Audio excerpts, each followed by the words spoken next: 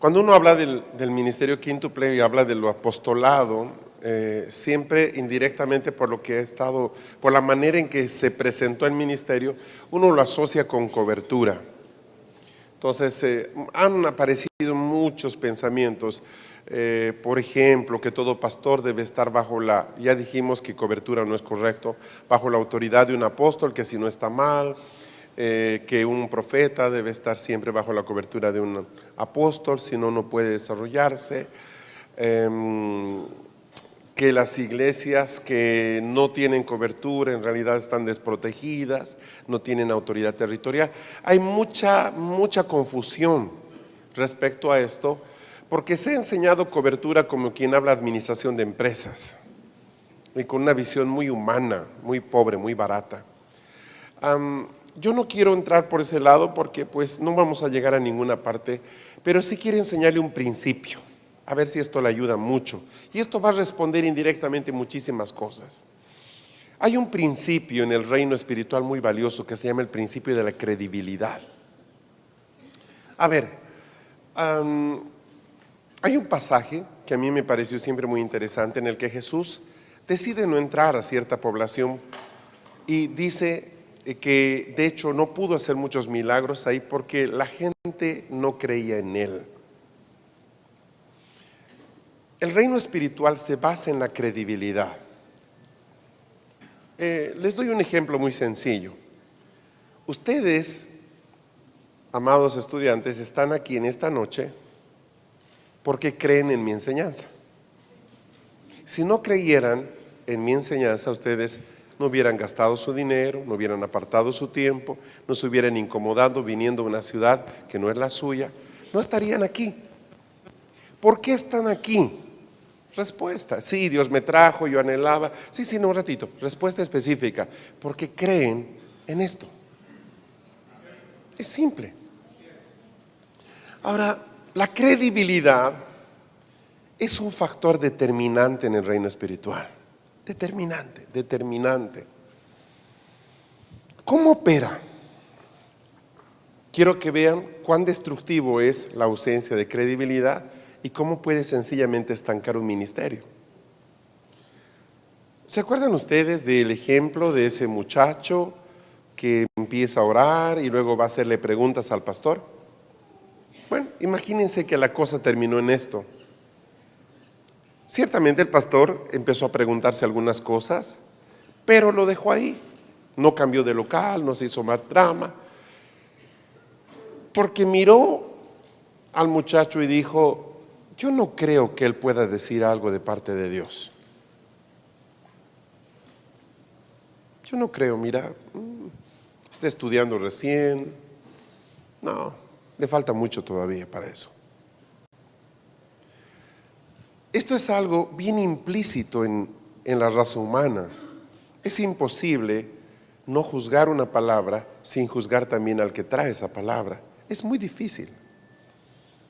Es algo casi inconsciente, está metido dentro de nosotros. A veces para llegar a lo bueno, tenemos que romper algunos prejuicios. Y luego recién que agarro el pedazo ese que me gusta, digo: eso está bueno, aunque el empaque en el que veía no se veía muy interesante. Entonces este muchacho, profeta emergente, ¿qué quiere decir? Que el Espíritu lo está empezando a mover en una y otra dirección, está activándose en el oír, en el ver. De repente ve que su vida se empieza a apagar, como que no le pesca nada, quiere desarrollarse y no puede. Entonces está en las reuniones todo aburrido, sin poder crecer. ¿Qué está pasando? Es muy difícil que una persona pueda empezar a ejercer algo si su propia autoridad directa no cree en él.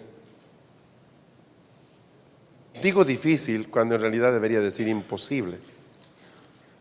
Entonces resulta que nuestro amado Señor Jesús, con todo y su tremendo poder, entendiendo nosotros que Él sabía quién era, Él siempre supo quién era. Este joven no está muy seguro de quién es todavía.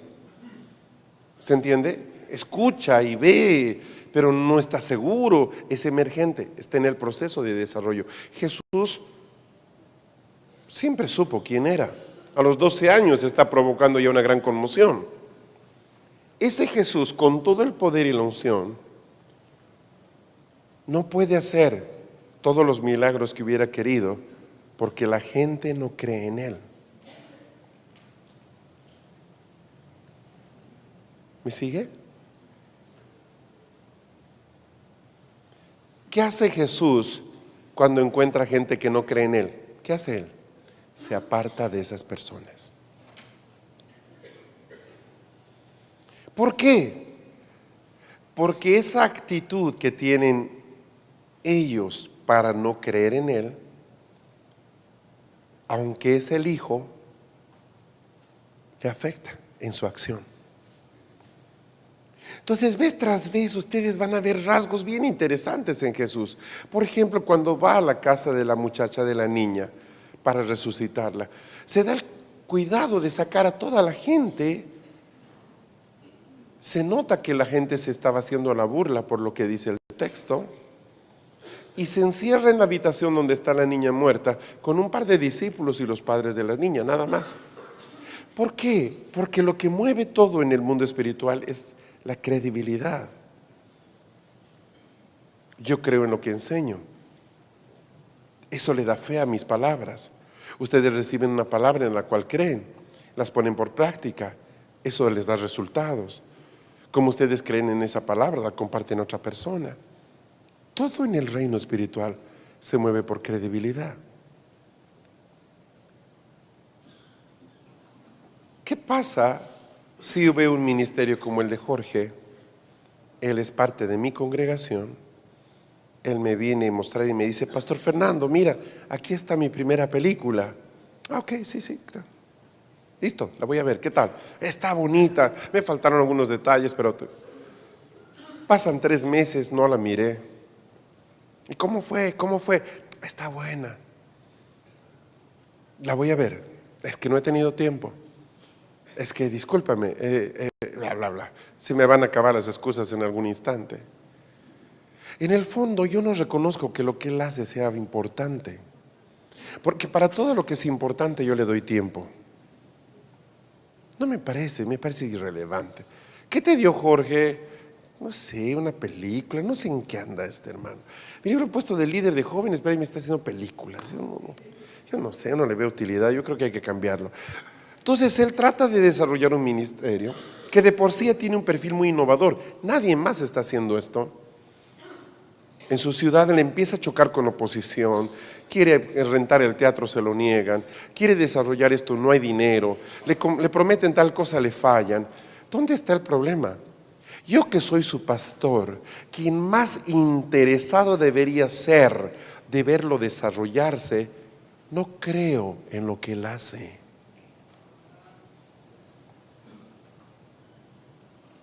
Él está fundido. Porque como no creo en Él, no suelto expectativa. Como no suelto expectativa, tampoco suelto fe. No suelto desafío.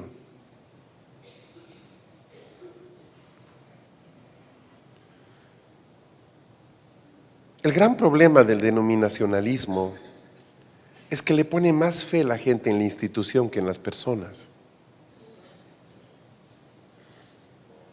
Y eso es algo muy duro, porque Dios no tiene ninguna fe en la institución, pero sí tiene mucha confianza en la gente.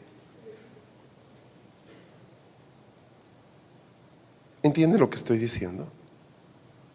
Es duro, perdón, pero es duro. Cuando yo digo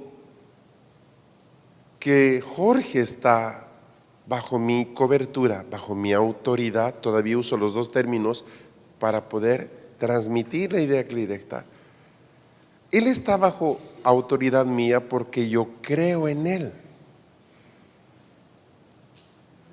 y porque Él cree en mí. Me dice: pastor, ¿qué opinas de esto? ¿Por qué me dice eso? Porque cree en mí. Hace un par de semanas mandé una carta a un pastor que estaba bajo autoridad nuestra varios años, y le mandé un correo. Le dije, pastor, quiero terminar mi relación contigo. ¿Y sabes cuál es la razón por la que la terminé? Porque no creo en lo que él está haciendo. Y me parece una villanada, me parece falta de justicia y de ética que yo diga que sí está bajo mi autoridad, pero que yo no creo en lo que él hace. No es justo. No es justo para él, no es justo para Dios, no es justo para la iglesia, tampoco es justo para mí. Porque me hace caminar en injusticia. ¿Me explico? Le dije, varón, no tengo nada contra ti, te amamos, pero ¿sabes qué? No se llegó en esto, no se llegó en esto, no se llegó en esto, y veo que estás dando pasos para acá, y yo no veo que esos pasos sean lo que Dios dice hoy día, y estás muy dirigido por ahí, yo no tengo nada que hacer ahí. ¿Sabes qué? En este momento yo anulo todo lo que dijimos, quedamos ahí en cero, tú ve tranquilo, en paz, bendición, ahí nos vemos, va. Traté de hablar con él, es imposible, no lo pude encontrar, le mandé el correo, porque Dios me dijo que antes de venir a este evento debería resolver eso. Lo hice un día antes de venir aquí. Aún no me ha respondido. Ahora, este tema, cobertura, autoridad, me voy con fulano, me quedo con mengano, es más determinante de lo que una persona normalmente piensa. Porque constantemente nosotros somos tentados a asumir que por haber dado un paso yo ya llegué. Es como que si yo digo, bueno, aquí está el ticket del pasaje en avión, esto es Riohacha, Bogotá, y salgo del hotel y me quedo en la puerta, listo, estoy yendo de viaje y me quedo en la puerta. Tengo el ticket, salí hacia Bogotá, pero una relación no funciona en base solo a una decisión, sino a muchas decisiones. Toma el taxi, ve al aeropuerto, preséntate al counter, recibe el ticket de ingreso, subes al avión, te sientas. O sea, hay un proceso para decir, llegamos. Y es una relación que cuesta construir. ¿Cuál es el problema típico de los profetas? ¿Por qué nos cuesta tanto tener profetas maduros en la congregación? Porque la iglesia no cree en ellos. Esa es tan simple la respuesta. No cree en ellos. Eso es todo.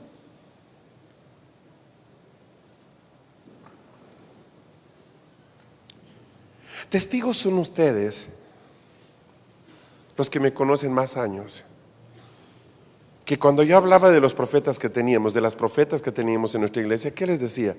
Son tremendísimas, no sabes, no, que Eddie de allá y Marcela y los niños que tenemos, no, mira, te ven y te leen hasta los huesos.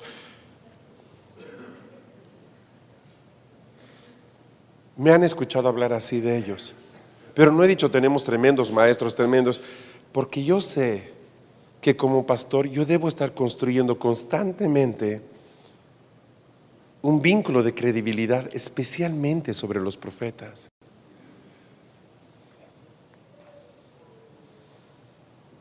La fe de ellos depende en gran medida en lo que yo diga como autoridad de ellos.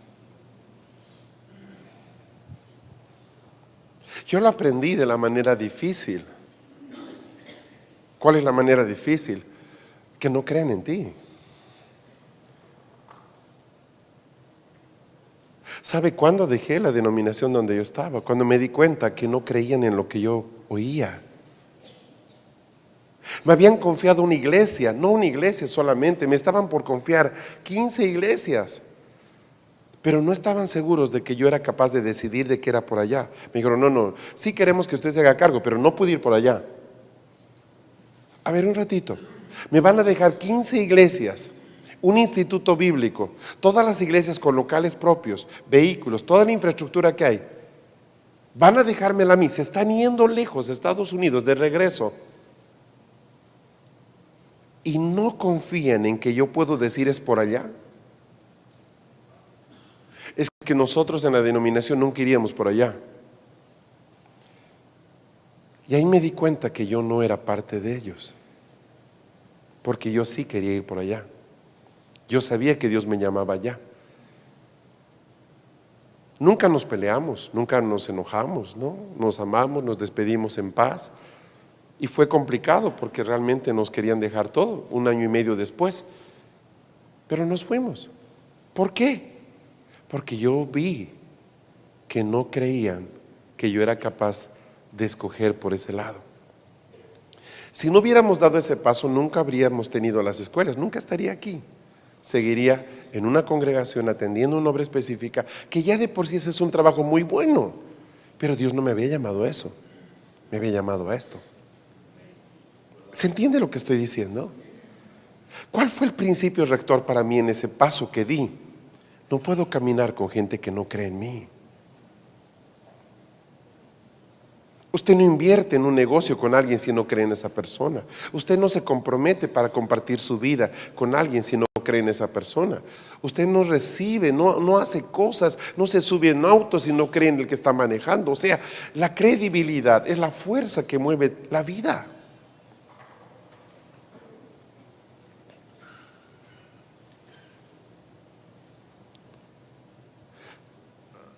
Yo he estado más de una vez en reuniones con apóstoles, muchos apóstoles, ¿sabe? Hay apóstoles y profetas, y a veces pasa esto, o sea, estoy hablando con los apóstoles, apóstol fulano, apóstol mengano, sí, yo tengo 3,000 iglesias, yo tengo 400 iglesias, yo estoy en todo México, yo estoy en Canadá, qué bueno, ¿verdad? Y, ay, ¿conocen ustedes a la hermana fulana? Sí, sí, ella es profeta. No, no es profeta, mira, yo he sido su pastor, ella no es profeta, no, es pura idea lo que tiene ella. Yo la conocí a ella. Veo su vida, no desarrolla, no avanza, está atacada por 1000 cosas. Y pregunta, ¿tú hablas con tu pastor? Sí, sí, tenemos muy buena relación, él nos quiere mucho. Yo escuché lo que él dijo de ella. No me corresponde decírselo.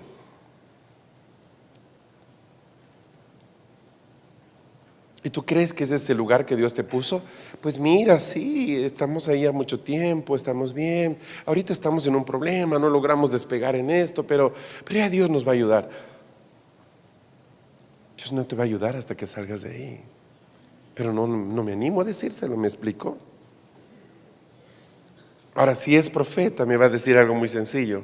¿Viste algo, verdad?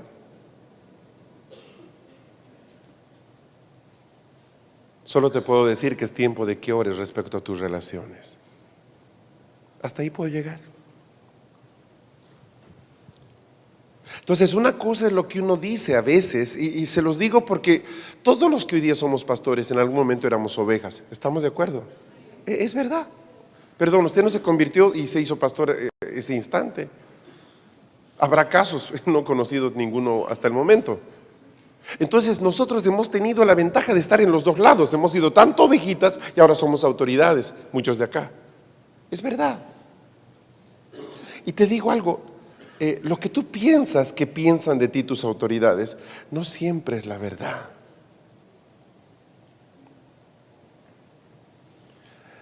No quiero generar dudas, ¿sí? No quiero que empiecen a mirar a su pastor con cara de larga el rollo, ¿eh?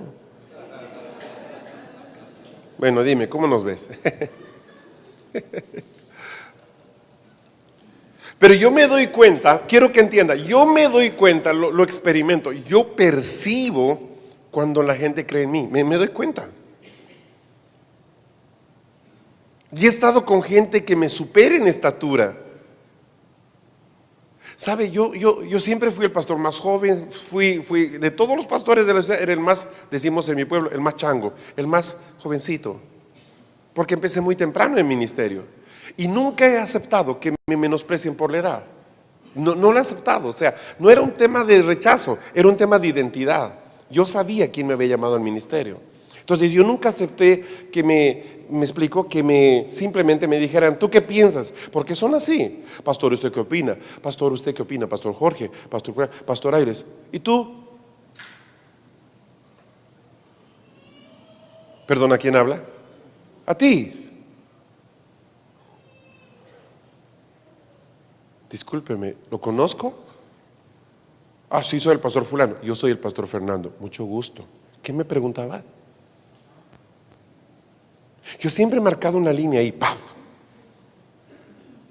Y sabes, no por mí, sino por el ministerio que yo llevaba. Yo sabía quién me había dado ese llamado. Y siempre yo puse el pie ahí, ¡paf! Un momento, espérate, viejo.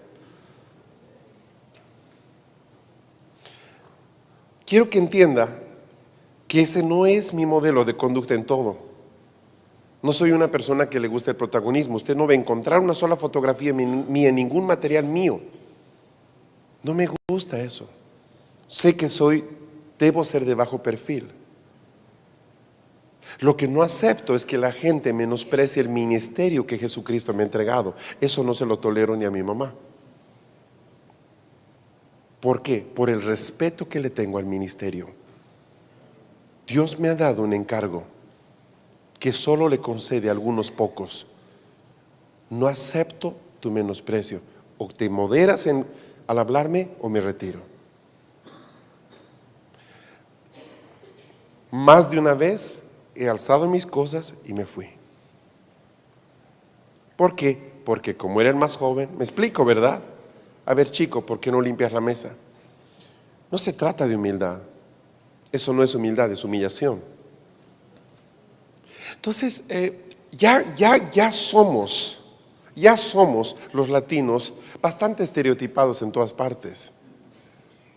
Somos los que hablamos el inglés con acento chueco, somos de donde ya mandan la cocaína, somos del continente de los golpes de estado, somos donde hay huelga todo el tiempo. Sí, entonces tú estás en un evento en Canadá, estás en un evento en Europa y todos los relojes funcionan perfectamente y el nuestro siempre está atrasado. Entonces siempre nos acompaña la imagen del latino desubicado. Y uno aprende a vivir con eso, ¿se entiende? Aprende uno a vivir con eso. Pero con lo que no puede uno aprender a vivir es con la falta de credibilidad. O sea, yo no voy a poder desarrollarme sanamente. Cualquier pedagogo, cualquier educador, cualquier psicólogo familiar te va a decir que la base del crecimiento emocional de un niño es la confianza que le demos a él. No es posible tener profetas sanos si sus propias autoridades no creen en él. No way, no hay manera. No hay forma. Esto es durísimo, sí es muy duro. No, pastor, es que ¿sabe qué? Si yo reconozco lo que el profeta tiene, él se me va a subir. No hay nada que la corrección no pueda hacer. Enséñale, corrígelo, y si se ofende por eso, tal persona no merece el ministerio. Pero debes esperar lo mejor de la gente, porque si no, no puede desarrollarse todo lo que Dios ha puesto en esta persona. ¿Se entiende lo que estoy diciendo? ¿Se entiende?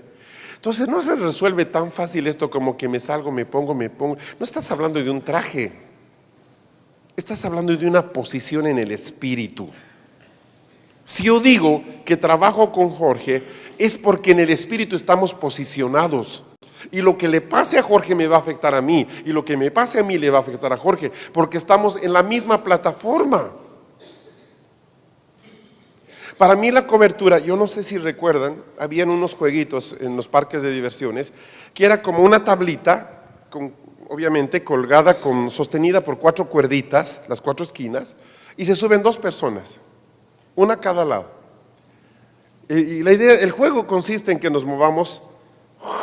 Yo empujo, el otro jala, yo empujo, el otro jala. Si cuando yo empujo, el otro empuja, no vamos a ir a ninguna parte. ¿Me explico? Si él empieza a moverse así, como estamos pisando la misma tabla, me va a hacer mover así, aunque yo no me quiera mover así. Eso es tener una persona bajo tu autoridad. Están parados, no uno sobre el otro. Están pisando la misma tabla juntos. No existe jerarquía en este sentido. Decimos bajo autoridad, pero no significa que literalmente la persona esté debajo de la que ejerce autoridad. Si no, seríamos una pirámide. Y ya dijimos lo que pensamos de eso. Yo veo la cobertura como esa tabla donde estamos muchas personas. ¿Y sabes cuál es el ministerio exitoso? el que a una voz, a ver, yo digo 1 y jalamos todos hacia allá, y 2 y todos a este lado. A ver, nos va a costar ponernos en orden al principio, ¿verdad? Está el que se marea, está el que no sabe de dónde agarrarse, está el que se apoya de todos. A ver, estamos quietos, ¿listos? 1, vamos, rodillas. 2, 1. Eso es lo que hace el apóstol. 1, 2. Da la voz para que los demás operen. Si uno de los que está ahí empieza a saltar, nos va a mover toda la tabla.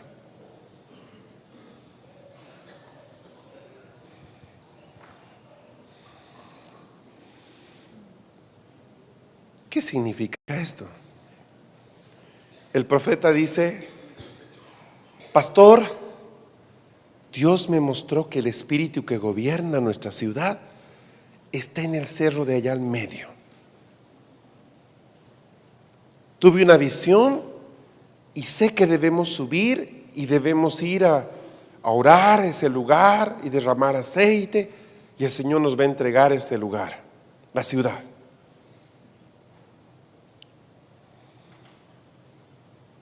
Bueno, pues organízate, vayan, no hay problema.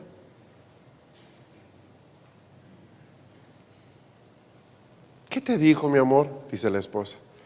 Ay, este hermano y sus cosas, sí, con eso. Dice que va a ir al cerro. Dice que Dios le ha mostrado de que ahí está el Espíritu. Que vaya, mira, yo no quiero meterme en líos. El hermano va y el diablo lo revienta. Tum, pa, pu, pa, pa. ¿Por qué? ¿Por qué debe creer el diablo en él cuando su propio pastor no cree en él?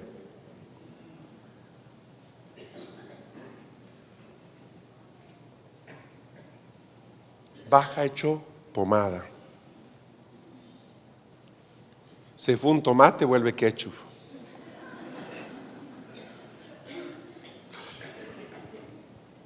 Está loco, ¿qué falló? Pero si era de Dios, el Señor me dio una palabra. ¿Por qué nos fue mal? Algo hemos hecho, he debido pecar, alguien estaba mal. ¿Quién dijera que en realidad la causa de todo esto fue la falta de credibilidad en Él? La iglesia no oró siquiera por los que estaban subiendo, ni se enteraron los hermanos que había un grupo de personas en el cerro en ese momento. Era muy difícil que la iglesia ore por él. Era muy difícil que el pastor diga: un momento, en este momento están llegando un grupo de hermanos allá al cerro y saben que están yendo a hacer una acción de fe, así que vamos a unirnos con ellos. Era muy difícil algo tan sencillo como una bendición.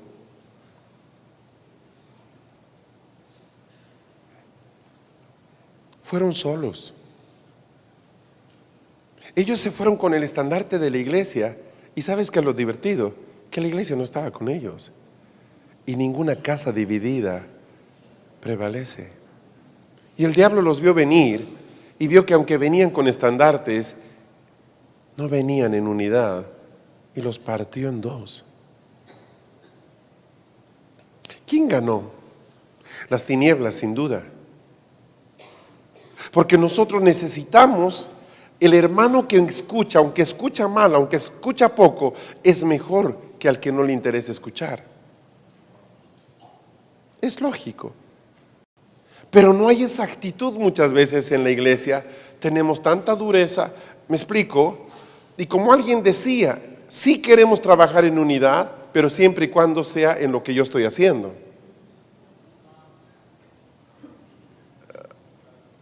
Ahora, eso afecta a cualquier ministerio, Pastor Fernando, cualquier ministerio. Cualquier ministerio, absolutamente. Si estamos haciendo algo, por ejemplo, con el trabajo de niños, y yo creo en lo que están haciendo los maestros cuando ellos van a hacer su presentación, pues vaya toda la iglesia a mirar lo que están haciendo. Por lo menos oren por eso, involúcrense, ¿qué está pasando? Si estamos de acuerdo en lo que están haciendo los músicos, si estemos cercanos a ellos, veremos si realmente están recibiendo lo correcto. O sea, no basta informarse, tenemos que entender que la credibilidad está asociado de compañerismo. Yo estoy acompañando el proceso.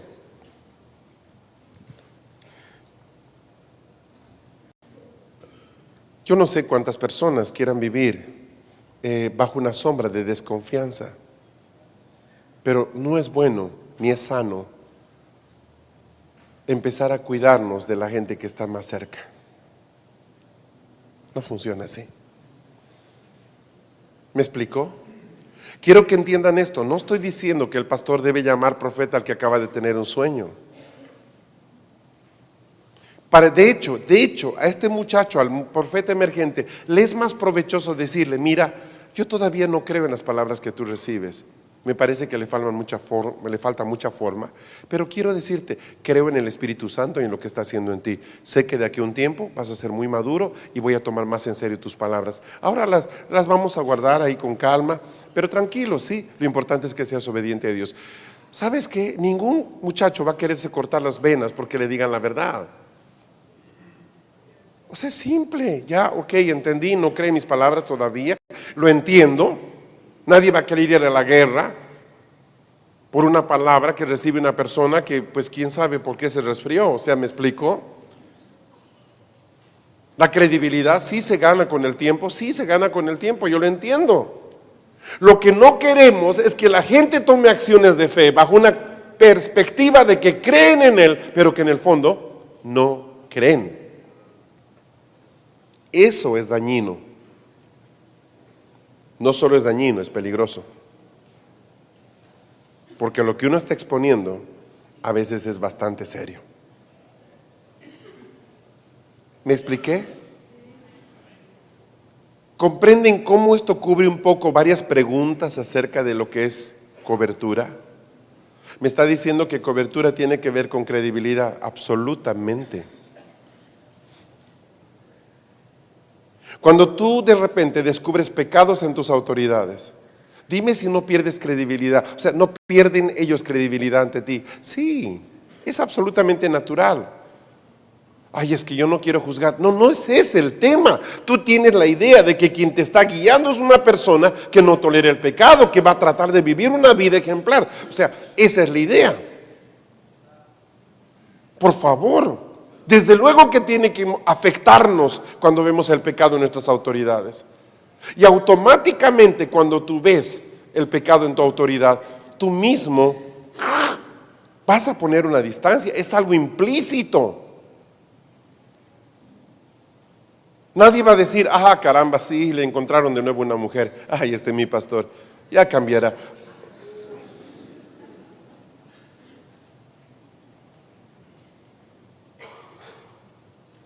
Es muy serio.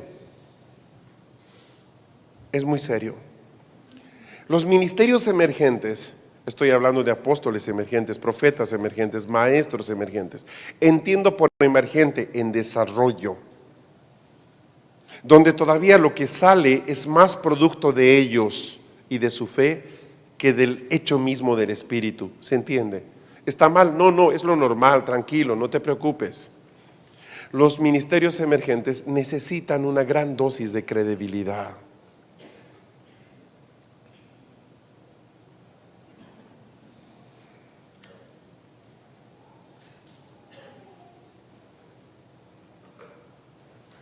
¿Cómo se determina, tengo una pregunta aquí, el paso de apóstol o profeta emergente al siguiente nivel, cuando deja de ser emergente? Pero ¿cómo sabe uno que deja de ser emergente? Se da cuenta. Simplemente se da cuenta. Es como cuando tú empiezas a cocinar,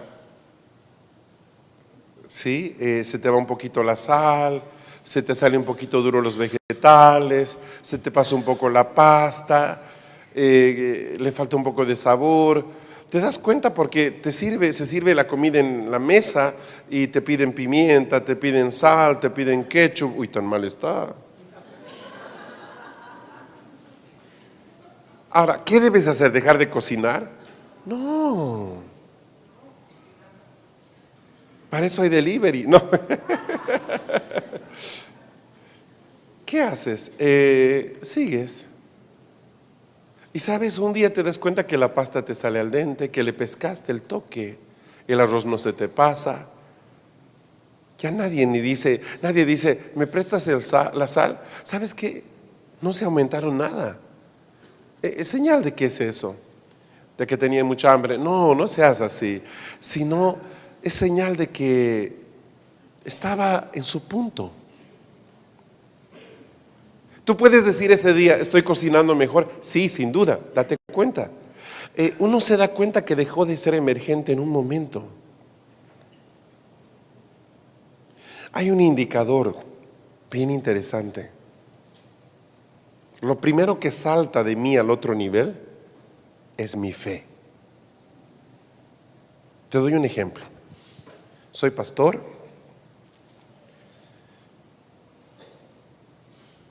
Y me alquilo un salón donde yo lleno las 3 primeras filas con la gente que tengo. Uy, aquí podemos danzar como locos. Sí, pero esa acción me acredita para lo que viene. Si era para lo que tenía, me era más barato y más sencillo rentar algo justo a nuestra necesidad. He rentado este espacio no por lo que veo hoy, sino por lo que creo. Yo no rentaría eso si dijera, caray, en 5 años vamos a seguir siendo 20 personas, entonces vamos a rentar este tremendo auditorio. ¿Verdad que sí? Llenamos el lugar, buenísimo. Y de repente digo, ¿saben qué? Tenemos que ver cómo ganamos la ciudad. ¿Perdón? Pastor, ¿qué dijo? Quiero la ciudad. Pregúntale cómo, no tiene idea. Pregúntale cuándo, menos. Pregunta con quiénes. Pasen lista, no sabe cuántos son. ¿Sabes qué es lo primero que salta en él? Su fe. Yo creo que Dios nos quiere dar la ciudad. Y automáticamente, ese es un indicador de algo muy interesante. El hermano está migrando a una plataforma de función distinta. ¿Por qué? Porque necesitas una fe para llenar un salón, pero necesitas otro tipo de fe para ganar una ciudad. ¿Dónde se producen los quiebres? Cuando quieres ganar el siguiente nivel con la fe anterior. Ahí tocas fondo. Lo primero que se desarrolla es mi fe. Entonces empiezo a mirar gente, empiezo a mirar la ciudad, empiezo me explico, ¿no? Empiezo a soñar, empiezo a hablar con mi esposa de la ciudad. Quiero subir, este sábado quiero irme al cerro, porque quiero ver la ciudad. ¿Qué tiene la ciudad? Has crecido toda tu vida acá, ¿qué tiene que ver la ciudad? No, es que hay algo, tengo que ver. ¿Qué está pasando? Su ministerio está migrando. Me explico, el estuche le está quedando pequeño, se está estirando por dentro. Esa cáscara que hasta este día ha tenido, la estructura pastoral, el ministerio pastoral, ya es chica. Un pastor no sabe qué hacer con la ciudad, pero un ministerio mayor sí, ya lo ve distinto. ¿Me explico? Está empezando a cambiar. Y lo primero que salta es su fe. Ahí me doy cuenta que voy a entrar en un proceso de traspaso ministerial, de equipamiento, y hermanos míos, agárrense y sujeten la carga porque el camión se va a mover. Se va a mover. ¿Se entiende eso? La fe es subjetiva, no. Es subjetiva para el que la oye, pero no es subjetiva para el que la experimenta. Uno se da cuenta de que cree a Dios de forma distinta para esto de cómo creía. Por eso es que no puede explicarlo, no sé cómo le vamos a hacer, pero por ahí es.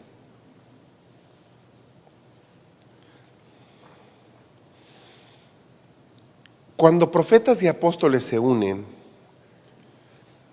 ellos tienen un vínculo común. A ver, son 2 idiomas diferentes, son 2 estrategias diferentes, 2 perspectivas diferentes. ¿Qué es lo que los hace uno a ellos? Sí, la sangre de Cristo, el Evangelio, la Biblia, el Espíritu Santo. No, al margen de todo eso. Hay algo muy interesante. Las fes que ellos tienen, la fe del apóstol, la fe del profeta, son fes que tienen diferentes énfasis. Por ejemplo, el profeta tiene una una fe ciega y determinada a lo que dice. Cree mucho en lo que él habla. ¿Se entiende? El apóstol, por su lado, cree mucho en quién es él. Es un comisionado, él sabe por qué está ahí. El profeta normalmente tiene crisis de identidad. No debo ser yo, debe ser mi hermano. ¿Por qué no le preguntas? Si quieres lo busco. O sea, sí, soy torpe para hablar. Mejor no, ese es el profeta, ¿sí? Bla, bla, bla, bla. Hasta que habla y se cae todo. Y él dice, ¿cómo fue? ¿Cómo fue? ¿Hablaste? Sí, ese es el profeta. Siempre se sorprende del mismo, porque Dios ha hecho algo en él. Ayer Sebas nos hablaba un poco de las luchas que tiene el profeta, y yo muchas veces preguntaba, pues, Señor, ¿por qué no le resuelves todo el problema emocional que tiene el profeta de una vez y se acabó? Sería más fácil, así uno no tiene que filtrar la palabra que él da.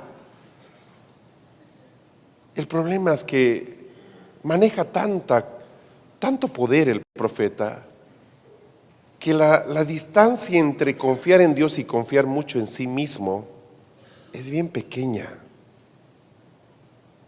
¿Me sigue?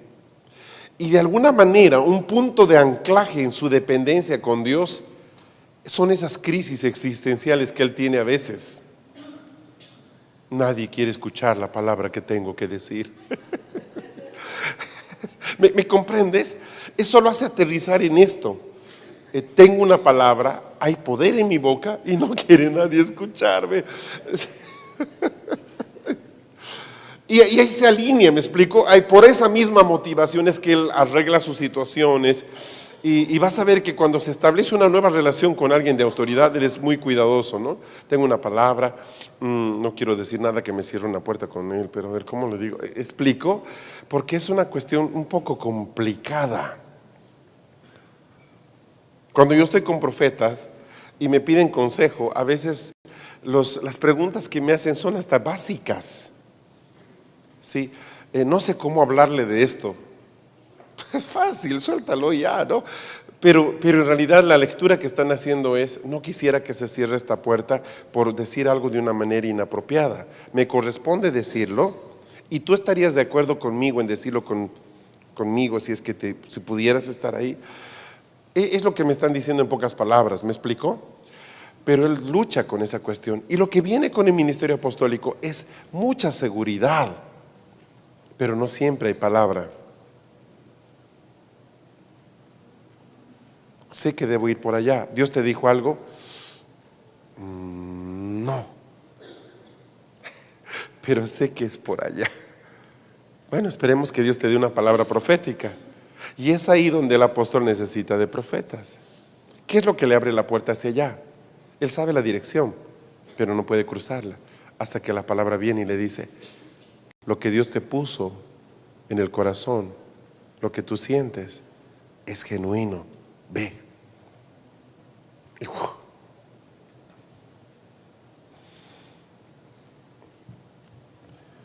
De ninguna manera un ministerio excluye al otro. Pastor, ¿y qué pasa si el apóstol no tiene profetas alrededor? Él va a funcionar como profeta, pero debe levantar profetas. ¿Y qué pasa si el profeta no tiene apóstol? Debe estar bajo autoridad. No dije bajo un apóstol, dije bajo autoridad. Aunque no sea apóstol, él debe estar bajo autoridad. ¿Me explico?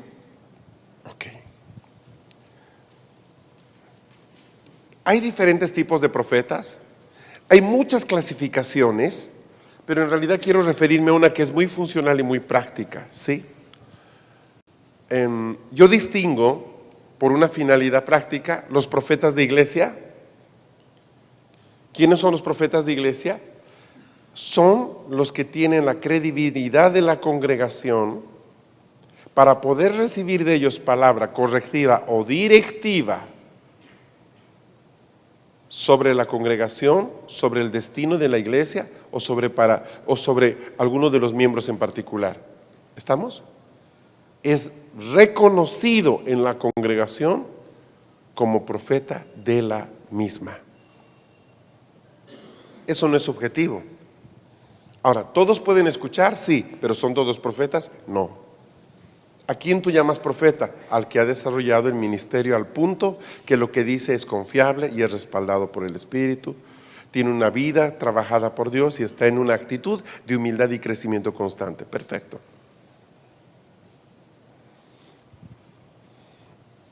Esta persona automáticamente, gracias a la credibilidad que tenemos, desarrolla su ministerio. Sanidad interior, dirige equipos de intercesión, apoya la alabanza, ayuda al evangelismo proyectando ingreso a territorios nuevos. Es una persona que pelea para que las finanzas lleguen a la congregación. Es guardián, intercesor, es un muro cuando el enemigo quiere entrar a la congre. Cumple muchos roles, el profeta de iglesia, muchos roles. Siempre tiene el olfato entrenado en Leviatán, en Jezabel, en todos los malos. Siempre está atento. Es una persona que se involucra en la corrección de los pecados. Ahora, yo como pastor que estoy ministrando, pastoreando a este profeta, me debo dar cuenta cuando él debe saltar de ser profeta de iglesia a ser profeta de ciudad. ¿Dónde está la diferencia? Que el profeta de ciudad es el mismo ministerio que el otro, pero su radio de acción ya no es solo la iglesia local.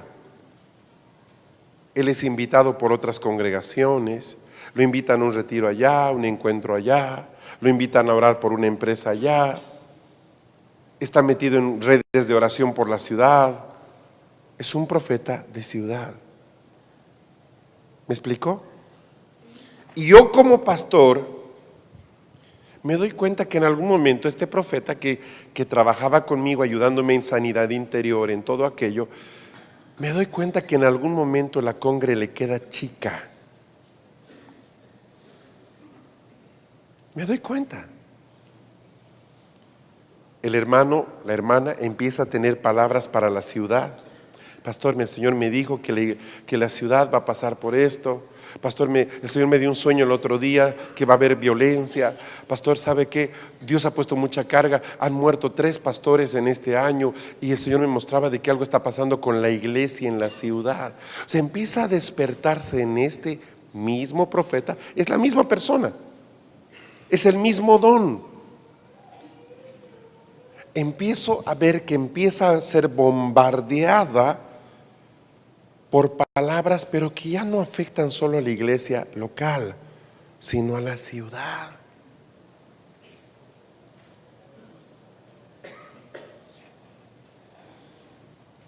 Esta transición es muy delicada. A ver, yo pastor, el pastor es un poquito como la gallina. Le gusta tener a todos sus pollitos bajo sus alas cada culto. Está contándolos. Yo no sé cómo, pero la gallina sabe contar. Tú eres biólogo, tal vez me puedes explicar eso, pero yo recuerdo cuando tenía gallinas, a veces hacía un jueguito, ¿sí? Me llevaba un pollito y lo metía a mi ropero. ¿Cómo lo metía al ropero? Qué bárbaro. Y luego me iba al patio y ¿sabes qué? La gallina buscaba al pollo.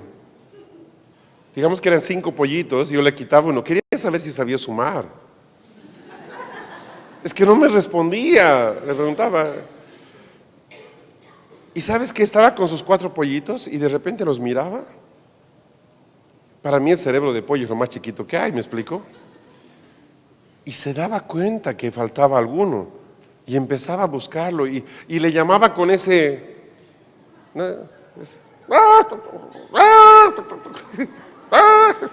por todos lados. Y cuando yo sacaba el pollito, aparte de la mirada vengativa, ¿verdad? me bajaba la ceja, se iba con su pollo y dejaba de chillar. Dejaba de, no chillan. Eso.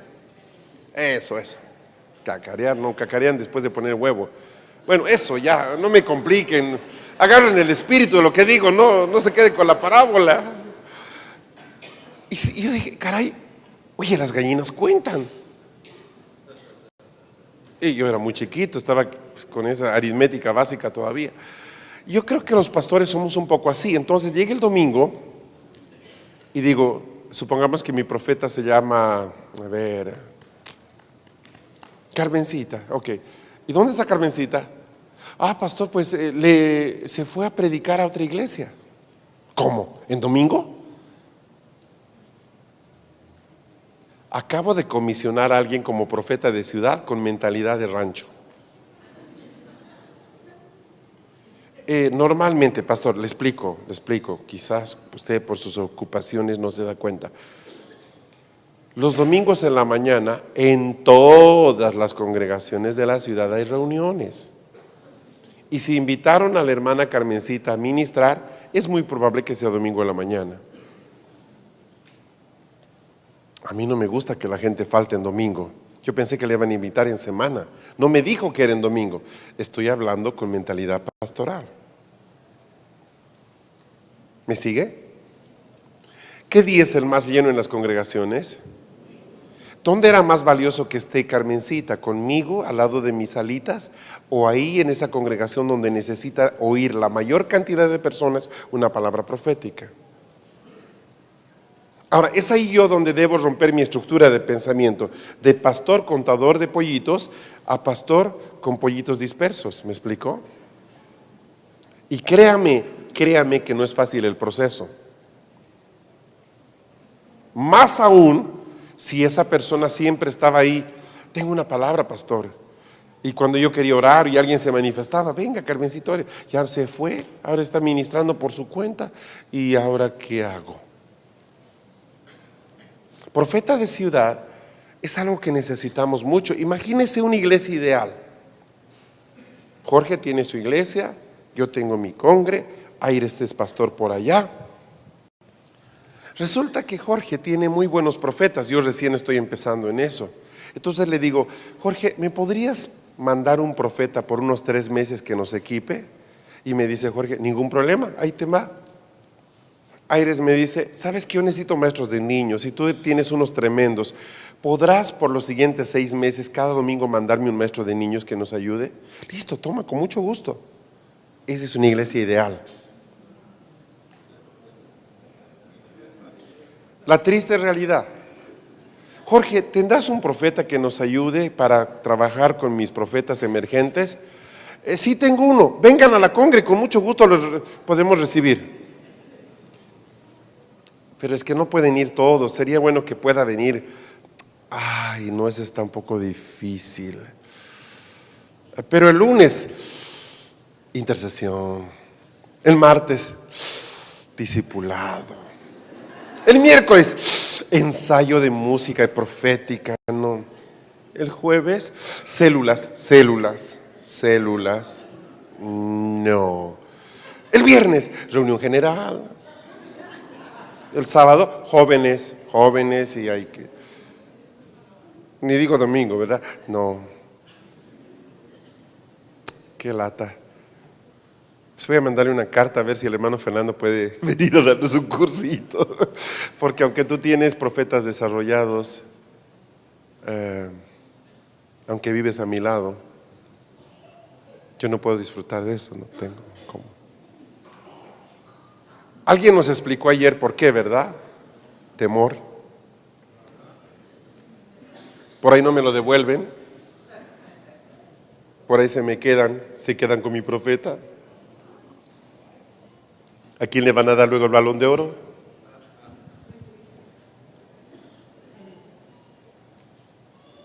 Mi iglesia es conocida por tener las mejores clases de escuela dominical. Si mi maestro va a ir a capacitar allá, puede que la gente ya quiera quedarse allá, porque aquí al momento son las mejores clases. ¿Qué falta? Visión. ¿Sí? misericordia, sentido de ayuda. No sé, son varias cosas. Cuando un profeta empieza a ministrar en la ciudad, ¿qué hago yo como su pastor? Vas a enfrentar muchos líos. Hasta ahora todos tus enemigos han sido enemigos de iglesia, ¿sí? Ahora vas a tener enemigos de ciudad. Te voy a poner 5 de mis escuderos para que oren por ti todos los días. Iglesia, quiero dar un anuncio en este domingo. La hermana Carmencita, ustedes saben que ha sido profeta aquí en la iglesia por muchos años. Pues desde este domingo la quiero comisionar para que sea profeta en la ciudad. Eso significa que en algunas reuniones no la vamos a ver. Ella sigue siendo parte de nuestra congregación local, pero por su ministerio va a estar por todas partes. Quiero que constantemente se acuerden de ella en sus oraciones.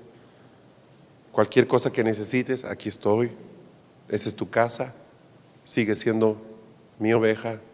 Yo soy tu pastor y vamos adelante. Ustedes 5, quiero que no dejen de orar por ella y en lo posible, cada vez que ella vaya, al menos uno de ustedes esté, si es posible, con ella. Iglesia, enviémosla. ¡Qué tremendo! ¿Sabes cómo sale ella a hacer ese ministerio en la ciudad? Es un gigante quien está saliendo ahí, no es la hermanita Carmencita, Carmenzota, es una cosa inmensa. ¿Por qué? Por credibilidad.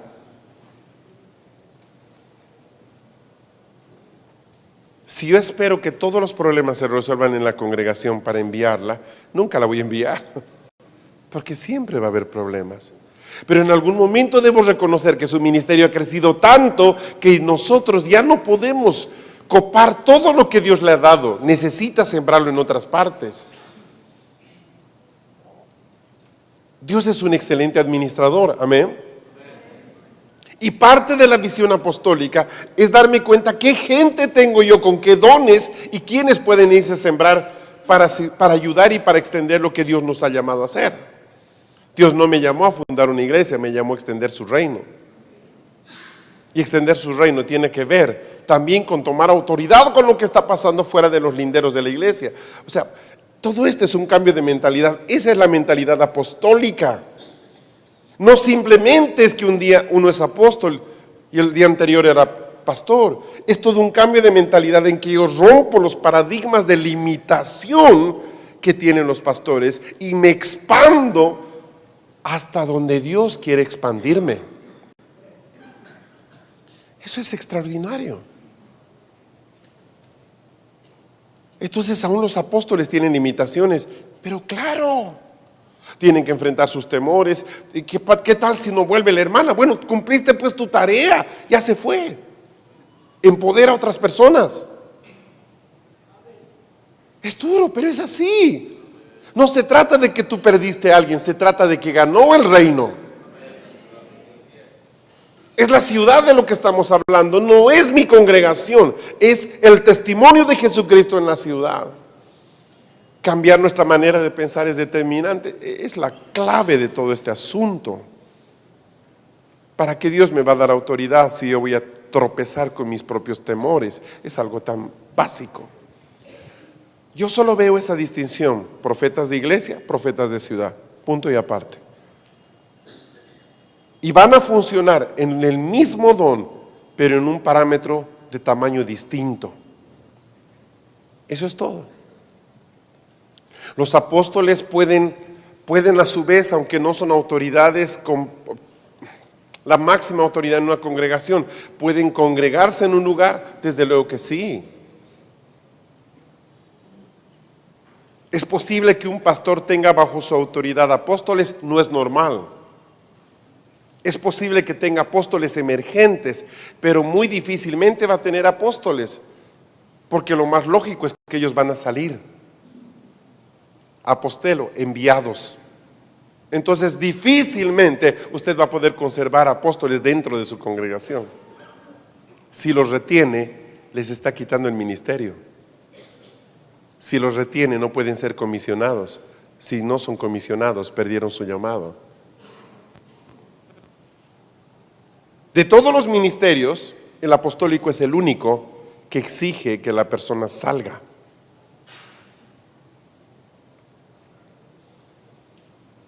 Pueden haber apóstoles que no necesariamente cubren áreas eclesiales. Sí, se llaman apóstoles de mercado.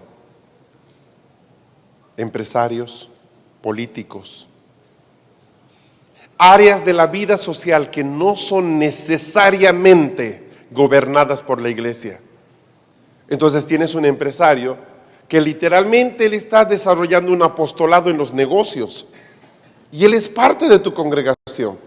Bajo esa óptica, los apóstoles de mercado sí pueden estar bajo tu congregación, si es que tú, bajo tu autoridad, si es que tú eres pastor, sin ningún problema.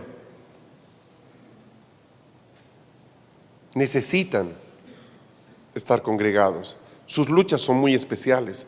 Ellos van a confrontar sistemas económicos, van a confrontar estructuras de mamón, van a confrontar la injusticia. ¿Qué cosa hay más corrupta que el comercio? Realmente los que tienen llamado a los negocios y son investidos con autoridad apostólica para el mercado, ellos necesitan tener todo un bagaje de apoyo como iglesia local para que ellos puedan permanecer en lo que Dios les ha llamado a hacer. Lo propio con políticos. Imagínese que mañana se convierte un alcalde, un gobernador y se va a congregar con usted. Usted no lo puede tratar como una persona común y corriente. Ah, no, todos somos iguales para Dios. Sí, en ese sentido sí, pero no todos funcionan. No todos tienen la misma responsabilidad. Esta persona necesita ser pastoreada con una inteligencia diferente.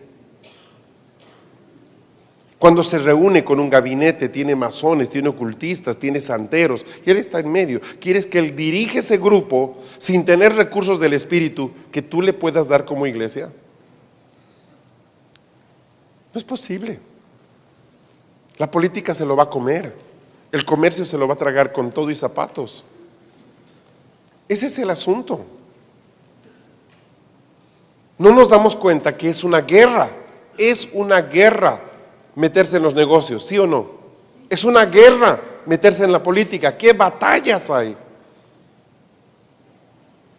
¿Qué pasa si mañana uno de tus jóvenes te dice, ¿sabe qué, pastor? Quiero ir a predicar el evangelio en esa zona roja donde venden droga, quiero ir allá, Dios me ha dicho que debo ir. Ok, vas a ir, pero ¿cómo lo mandaríamos? ¿Qué tal si ayunamos? ¿Qué tal si armamos un grupo? No vayas solo, escojamos esto, armemos un equipo. Lo haríamos, es responsabilidad. ¿No deberíamos tomar los mismos recaudos para el empresario? ¿Para el político? ¿En qué se diferencia el campo de acción con el que va a vencer ese muchacho? Es la misma cosa.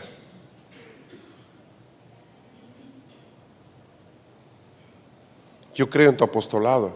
La iglesia debe comisionar a esa persona. ¿Perdón? Tal como oramos por un profeta, tal como oramos por una autoridad nueva, yo oraría por un empresario. Venga, vamos a comisionarlo delante del Señor. Usted va a librar batallas distintas a la mayoría de la gente. Lo enviamos, apostolado, a los negocios. Que toda la unción que José tenía descienda sobre ti.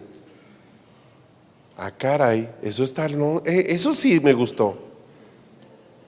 Que el trigo te obedezca.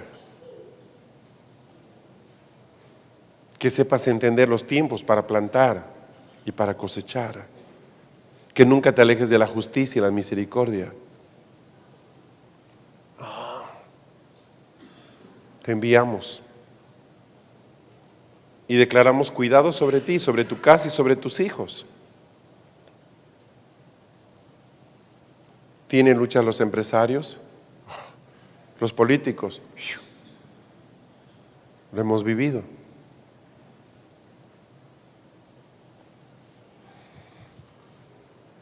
Termino. La lista de ministerios que pueden armarse en una iglesia apostólica sana es infinita.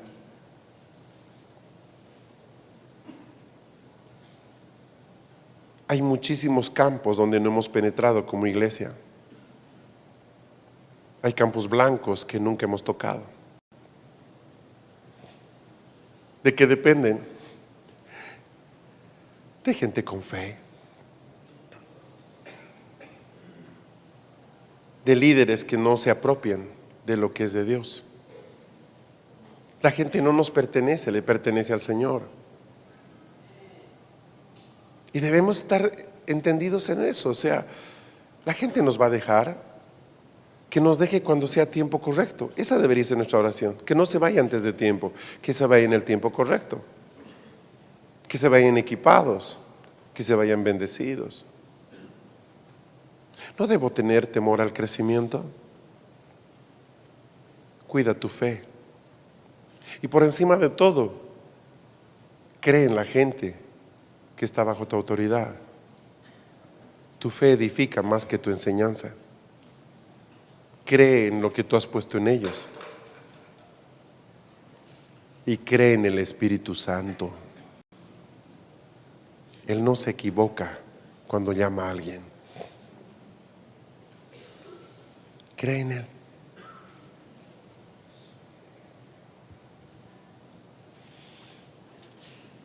El día de mañana,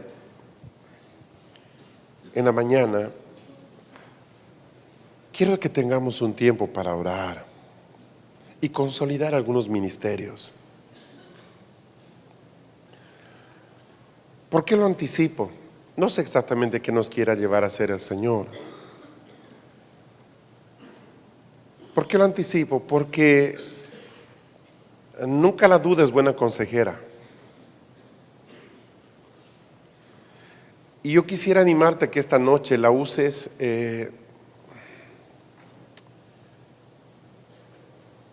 evaluando un poco tu avance, hasta dónde Dios te trajo, qué herramientas Dios te dio y qué necesitas. Si mañana digo, por favor pasen al frente los hermanos que necesitan activar en ellos palabra de sabiduría, no tiene lógica que pasen todos.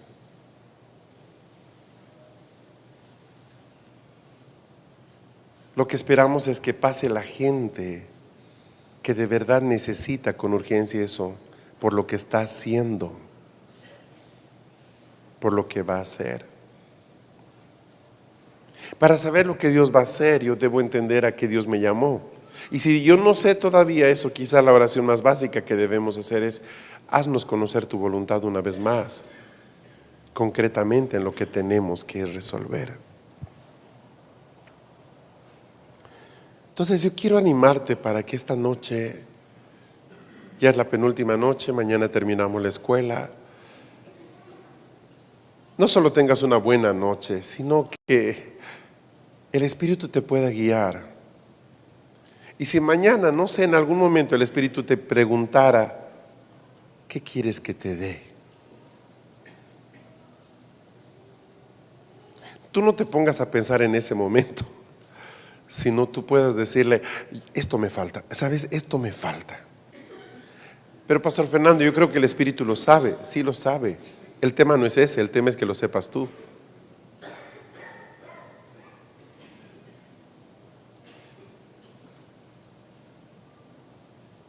Amén.